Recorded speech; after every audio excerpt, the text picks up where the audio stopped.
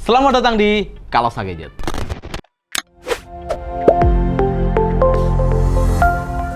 Bersama saya Riko, kali ini kita akan mereview sebuah produk dengan sejujur-jujurnya dan kita tidak di-endorse sama sekali oleh brand manapun. Di video kita kali ini kita akan membahas sebuah laptop mainstream yang cukup enak kalian pakai untuk bermain game. Dan secara harganya nanti kalian bisa cek dan kalian bisa nilai sendiri. Tapi sebelum melanjutkan ke pembahasan videonya, mengingatkan seperti biasa video kita akan selalu tampil di hari Kamis dan hari Minggu di jam 12 siang. Dan bagaimana laptopnya? Ini dia Lenovo IdeaPad Slim 3.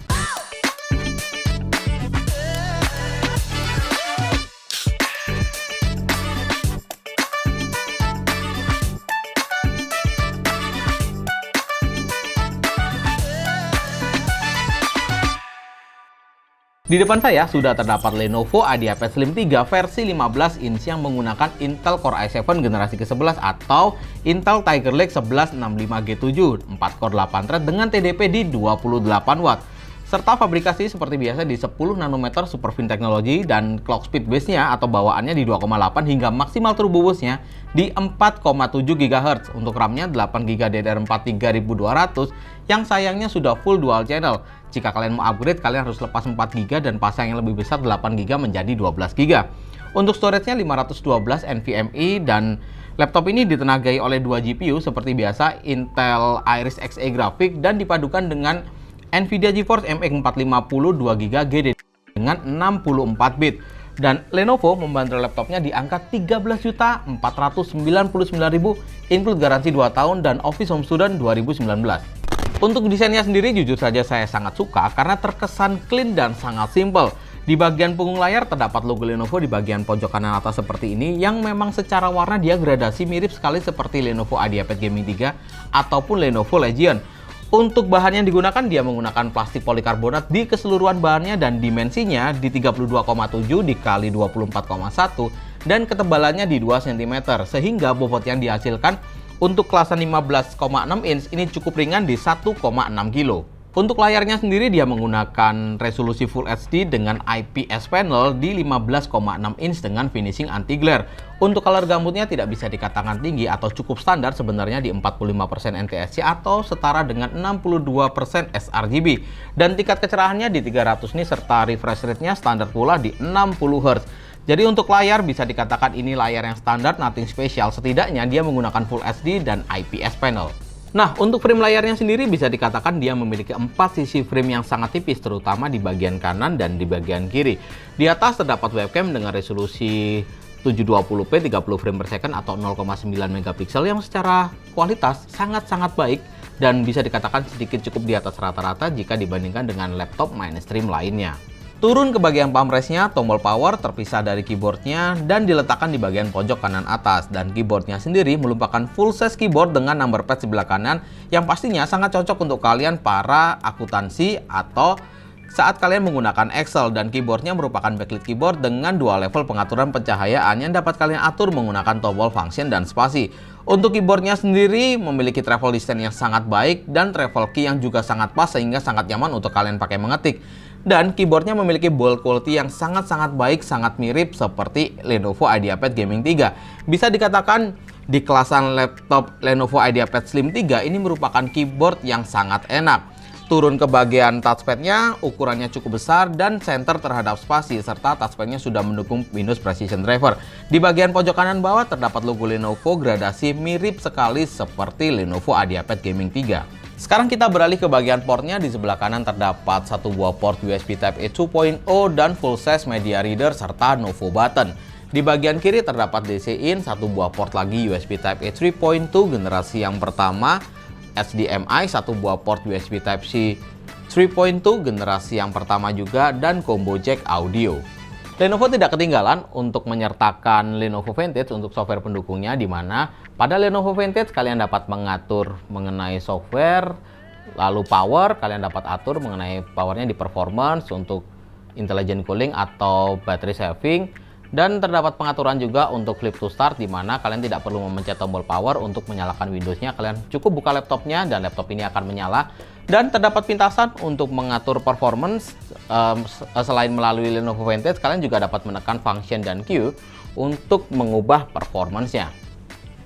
Untuk konektivitasnya dia masih menggunakan Wi-Fi AC, memang agak disayangkan dan dipadukan dengan Bluetooth 4.2. Sekarang kita akan tes performance-nya bagaimana Intel Tiger Lake dipadukan dengan Nvidia GeForce MX 450. Seperti biasa, pengujian pertama kita akan tes SSD-nya terlebih dahulu dan skor yang kita dapatkan di 2144 untuk read-nya dan 1219 untuk write-nya. Lanjut ke pengujian renderingnya, kita menggunakan Adobe Premiere Pro 2020 video durasi 1 menit 4K cut to cut dan tanpa efek serta single layer. Kita mencatatkan waktu di 1 menit. Diomong cepat banget? Enggak juga. Kita lanjut ke Blender. Untuk 3D renderingnya kita menggunakan BMW 3D Modeling. Untuk CPU render kita mencatatkan waktu di 9 menit 27 detik, sedangkan GPU rendernya di 7 menit 53 detik. Artinya untuk kebutuhan render bisa dikatakan laptop ini sangat standar. Lanjut ke pengujian sintetis di R15 R20. Untuk R15 kita mendapatkan skor di 984 CB. Ini bukan hasil yang cukup tinggi sebenarnya. Untuk R20 single core performance di 503 poin dan multicore-nya di percobaan pertama kita mendapatkan di 1743 dan di percobaan selanjutnya naik hingga 2200-an. Pada pengujian ke-10 kita mendapatkan rata-rata di 2048 poin. Lanjut ke pengujian gamingnya, kita akan tes CPU dan GPU-nya menggunakan 3D Mark Firestrike. Dan skor yang kita dapatkan bisa dikatakan lumayan tinggi untuk kelasan laptop mainstream, dan untuk GPU MX 450-nya cukup mendongkrak performance dan skor yang kita dapatkan di 4195 dengan suhu maksimal di 90 derajat Celcius. Dan laptop ini agak disayangkan, dia tidak lolos uji stress test dengan skor 95%. Dan untuk pengujian TemSpy-nya kita mendapatkan skor di 2149 dan berikut adalah grafik Firestrike dari tipe-tipe laptop yang sudah pernah kita review yang setara dengan IdeaPad Sim 3 ini. Untuk pengujian real gamingnya ini dia. Seperti biasa, untuk percobaan pertama kita menggunakan Dota 2 dengan setting resolusi Full HD, rata kanan serta full render.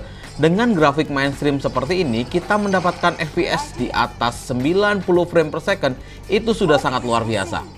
Dan ini kita bisa lebih dari 90 frame per second.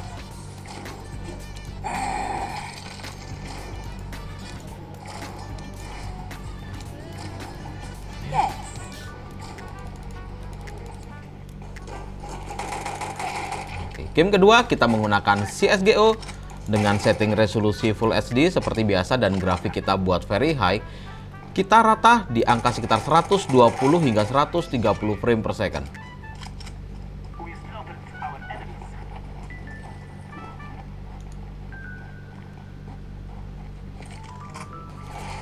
Jika CSGO dan Dota 2 dengan setting rata kanan lancar, harusnya di Genshin Impact masih cukup nyaman kalian mainkan.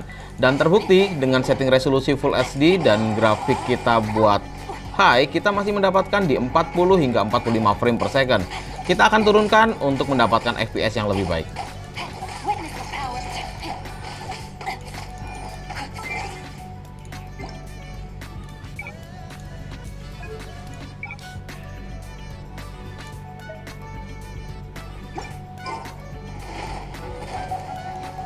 Saat settingannya kita ubah ke mode low, kita mendapatkan FPS maksimal di 60 frame per second.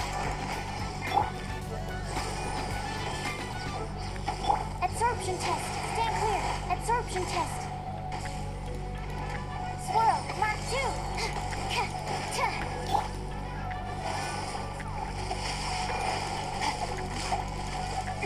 Jika Dota 2 aman, CSGO aman, Genshin Impact aman, harusnya di Valorant juga sangat aman. Dan terbukti dengan setting resolusi Full HD dan grafik kita buat high, kita masih mendapatkan di 100 frame per second.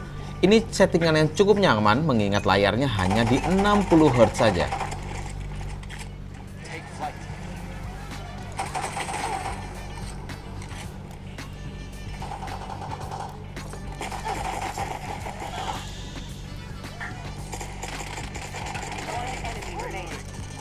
NFC dengan setting resolusi Full HD dan grafik kita buat low, kita masih mendapatkan di sekitar 40 frame per second.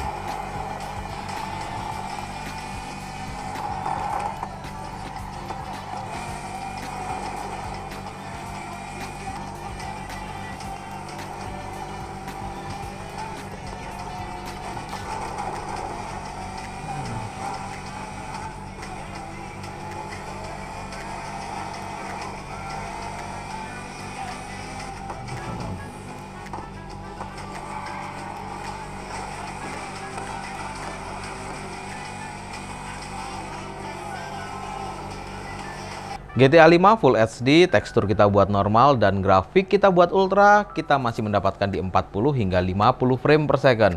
Kita akan turunkan di mode normal untuk mengejar 60 frame per second.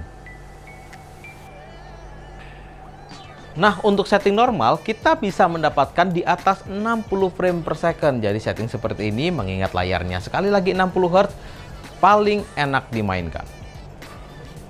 Sekarang kita beralih ke game yang sedikit makan resource. Far Cry 5 dengan setting resolusi Full HD dan grafik kita buat low, kita mendapatkan di sekitar 35 hingga 42 frame per second.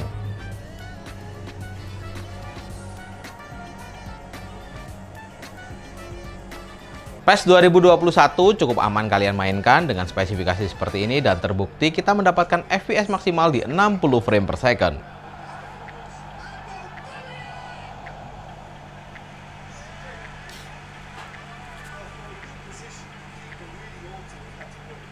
Berikut adalah hardware dari Lenovo IdeaPad Slim 3 15 in. Terdapat 2 buah heatmap, 1 fan, dan 1 buah exhaust. Untuk RAM-nya sudah full dual channel, dan di mana RAM 4GB bawaannya merupakan RAM onboard, sehingga satu slotnya merupakan RAM 4GB dalam bentuk soket. Untuk storage-nya berada di bagian kanan dengan ukuran 512GB, dan terdapat storage tambahan dalam bentuk harddisk 2,5 inch atau SSD 2,5 inch, dan kapasitas baterainya sendiri di 4900 mAh dengan 38 Wh. Pada pengujian baterainya menggunakan PC Mark 10 Modern Office, kita mencatatkan waktu lebih dari 4 jam tapi tidak lebih dari 5 jam. Memang agak disayangkan untuk kelasan laptop mainstream seperti ini. Dan pada pengujian real untuk pekerjaan kantoran terkoneksi WiFi untuk video playback, kita mencatatkan waktu kurang lebih sekitar 3 jam 20 menit. Sedangkan jika dipakai main game, kita mencatatkan waktu di 1 jam 45 menit saja. Sebenarnya bisa dikatakan secara konsistensi laptop ini cukup baik, setidaknya untuk kelasan laptop mainstream bisa dikatakan ini cukup memenuhi segala kebutuhan. Kalian pakai untuk kerja oke, pakai main game juga oke. Tapi untuk kelasan laptop mainstream agak disayangkan baterainya bisa dikatakan benar-benar boros. Jadi di harga 13 juta, kalau saya pribadi saya akan lebih pilih laptop gaming di angka sekitar 10-13 juta yang memang memiliki performance lebih tinggi, baterai juga sama aja tetap boros. Kesimpulannya adalah untuk desain kita berikan skor 8, untuk fiturnya kita berikan skor 7,5, dan performance jika kita lihat dari harga kita berikan skor 7,5. Oke, thank you banget udah nonton video ini. Jangan lupa klik like, share, dan subscribe. Dan kalau kalian ada pertanyaan, kalian bisa tinggalkan di kolom komentar. Jangan lupa juga follow sosial media kita yang linknya saya letakkan di kolom deskripsi. Saya Riko, see you on the next video.